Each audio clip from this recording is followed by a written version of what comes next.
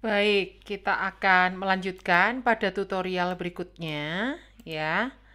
Untuk belajar bagaimana caranya merekam Zoom gitu ya. Baik, saya akan masuk ke apps dulu, yaitu aplikasi Zoom. Lalu saya akan masuk saja ke kelas yang sudah kita buat. Nah, nanti Anda yang kepengen belajar, lihat di tutorial 1 ya. Sekarang saya akan masuk aja ke kelas yang udah kita buat. Di sini pada saat dalam pengaturan itu tidak kita buat otomatis terekam, berarti pada saat saya membuka kelas Zoom ini belum ada recordnya, belum terekam, belum terekam. Nah, saya biasanya sengaja nggak saya rekam dulu. Misalnya ada peserta, kita bisa ngobrol dulu, atau kita doa dulu sebelum kita mulai kelas. Nanti kalau kelas sudah mau mulai, baru rekam. Oke. Di sini ada tombol record. Nah, kita klik record. Kalau Anda Zoom-nya berbayar, Anda akan dapat pilihan record on this computer atau record to the cloud. Nah, ada keistimewaan masing-masing ya. Kalau record on this computer, itu biasanya materi-materi rekaman kita tuh akan menuin data-data komputer kita. Tetapi langsung kita nggak usah download lagi. Tapi kalau record to the cloud, enaknya setelah itu terekam di cloud, ada linknya bisa kita bagi ke peserta. Selama cloudnya itu belum penuh, peserta itu diberi kesempatan mendownload.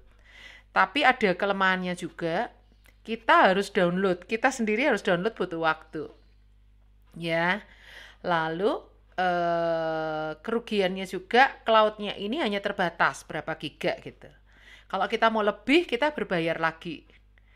Kalau kita mau udah yang terbatas itu aja, harus cepat-cepat kita download. Kalau nggak kita download, dia akan overload gitu.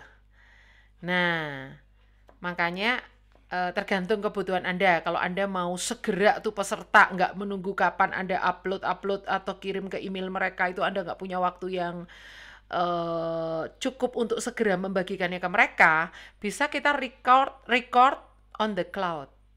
Lalu linknya nanti kita kirim ke mereka. Mereka suruh download masing-masing, jadi kita nggak perlu ngirim.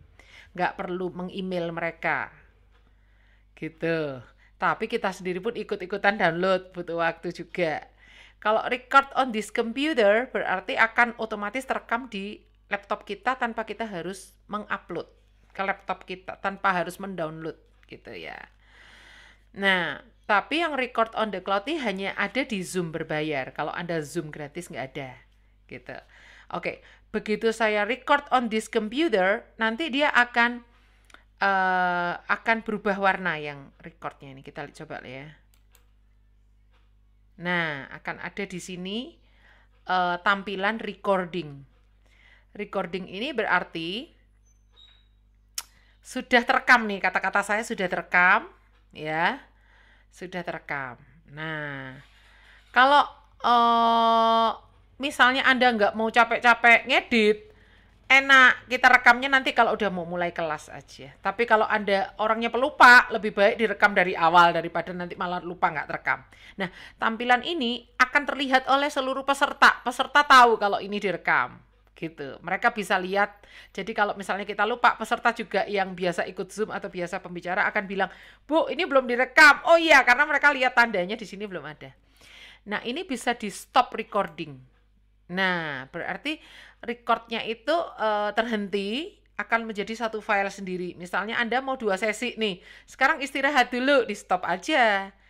Terus masuk sesi kedua. Nah, ini di record lagi. Di record lagi on this computer misalnya. Terrecord lagi, filenya beda dengan yang tadi. Misalnya nih, Anda habis Zoom, ada yang mau konsultasi nih. Nah, itu di stop aja supaya Anda nggak capek-capek ngedit. Yang konsultasi itu rekamannya tersendiri, siapa tahu private. Supaya nanti waktu Anda nggak usah capek-capek ngedit, mentahannya ini kalau Anda nggak mau edit lagi, bisa langsung dimasukkan di YouTube atau di mana, di Facebook atau di mana gitu kan, dibagikan ke peserta atau bagaimana, begitu. Nah, ini coba saya stop. Saya sekarang menemukan cara baru untuk supaya nggak capek-capek download, nggak capek-capek upload, nggak buang waktu banyak. Saya biasanya akan langsung menggunakan live streaming.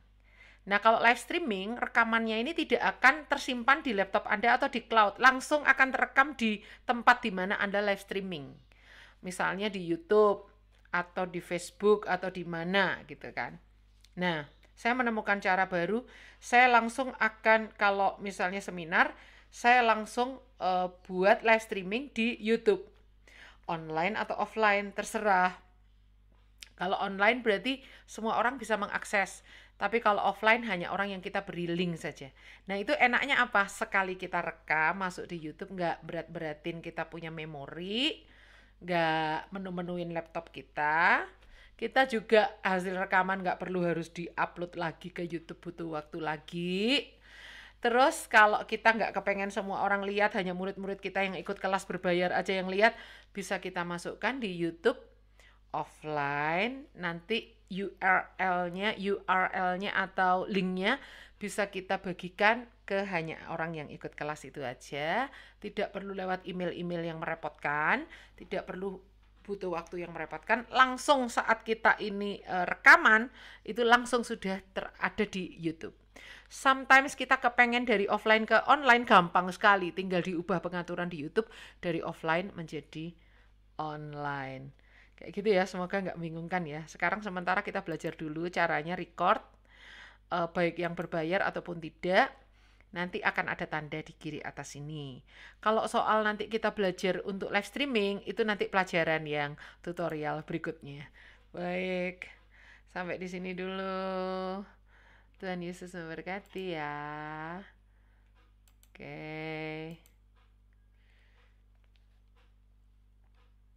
Nah, lihat teman-teman, ini ada convert meeting recording. Langsung hasil rekaman kita tadi langsung dikonvert oleh Zoom-nya menuju ke laptop kita.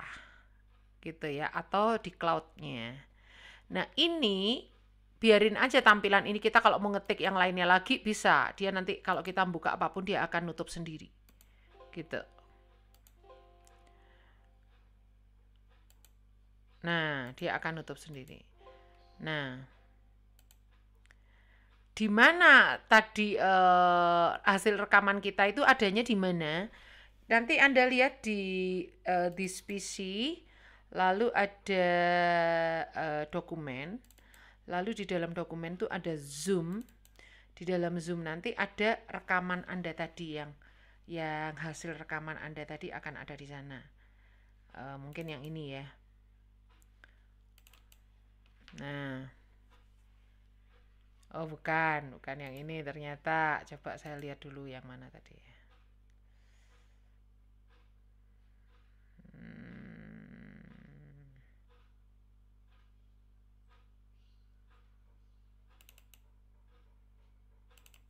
Kita lihat ya, hasil rekamannya semua akan ada di sini. Nah, ini akan terpisah antara Zoom yang sudah ada gambar dan suara, dan terpisah dengan yang hanya suara saja. Hanya suara saja, misalnya seperti ini.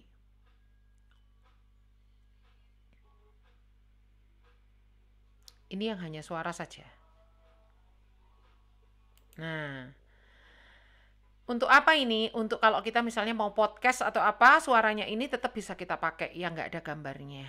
Gitu ya. Oke, jadi kira-kira seperti itu teman-teman. Seperti itu teman-teman. Oh, ini hasil rekaman kita tadi yang ini. Kenapa ini terbagi dua? Karena tadi kan sempat saya hentikan. Setelah saya stop, saya record lagi. Itu untuk membayangkan kalau kita misalnya seminarnya terdiri dari beberapa sesi, lalu ada break-nya. Supaya break-nya itu nggak buat kita capek-capek ngedit, kita stop, lalu kita record again. Ya, kita memulai perekaman lagi. Ini jadi Zoom-nya terdiri dari dua rekaman.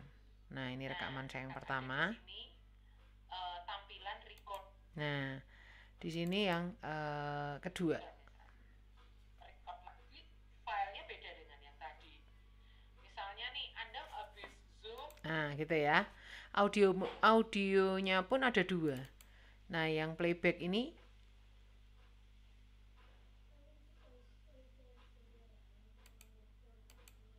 ya jarang dipakai sih ya, yang playback ini jarang dipakai. Baik, itu aja supaya kita boleh mengenal bagaimana caranya menjadi host Zoom dan merekam. Rekaman ini nanti sangat penting untuk gunanya kalau misalnya kita ingin murid-murid kita di kelas yang berikutnya mendengar dulu pengajaran kita sehingga di kelas hanya tinggal tanya jawab saja. Nah, itu hasil-hasil rekaman ini akan sangat berguna. Begitu ya. Baik,